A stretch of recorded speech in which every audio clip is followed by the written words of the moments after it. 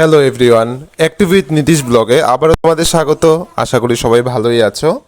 তো রবিবার পয়লা সেপ্টেম্বর ছিল আমার আর্ট স্কুলে একটি অঙ্কন প্রতিযোগিতা, যেটি আমি নিজেই আয়োজন করেছিলাম সবটা। তো আমার আর্ট স্কুলে শুধুমাত্র আমারই যত স্টুডেন্ট আছে সবাই পার্টিসিপেট করেছে ওই দিন। তো তার মধ্যে কিছু কিছু করেনি, তবু যারা ছিল তারা মোটামুটি সবাই পার্টিসিপেট করেছে। তো আমার খুবই ভালো লেগেছে যে ওরা খুবই মনোযোগ দিয়ে ড্রয়িংটা করেছে এবং এর প্রাইজও আছে। ফার্স্ট সেকেন্ড থার্ড আমরা বিজয়ী ঘোষণা করব, এখনও রেজাল্ট দেইনি। তো আমি এটা অনেক দিন ধরে চাইছিলাম যে আমার স্কুল থেকে একটা এরকম করতে। আমি লকডাউনের আগেও এরকম করেছিলাম, তো তারপরে আর সুযোগ পাইনি।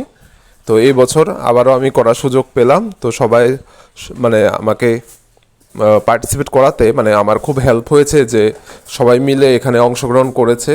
তো এই জিনিসটা আমার খুব ভালো লেগেছে এবং এই ক্ষেত্রে রেজাল্ট এখনও দেওয়া হয়নি, রেজাল্ট আর কয়েকদিন পরে দেওয়া হবে।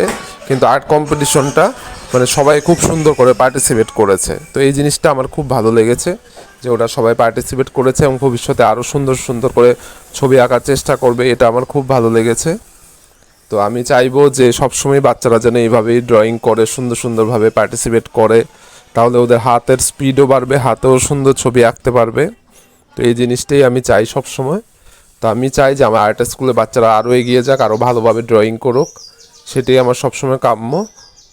তো আমার এই ছোট্ট ব্লগটিতে আমি এটি সবার সাথে শেয়ার করলাম যে আমি রবিবার দিন যে কম্পিটিশন নিয়েছিলাম সেটা কেমন হয়েছে আর কারা কারা এসছে সেটাই দেখালাম। তো সবাই অবশ্যই ভালো থাকবে এবং আমার এই পেজটি লাইক ফলো শেয়ার করবে এবং সবাই সুস্থ থাকবে। আর যদিও এখন পরিস্থিতি খুবই আগের তুলনায় ভালো হয়ে গেছে, তো এখন সবাই চেষ্টা করবে ভালো থাকার। ওকে, টাটা।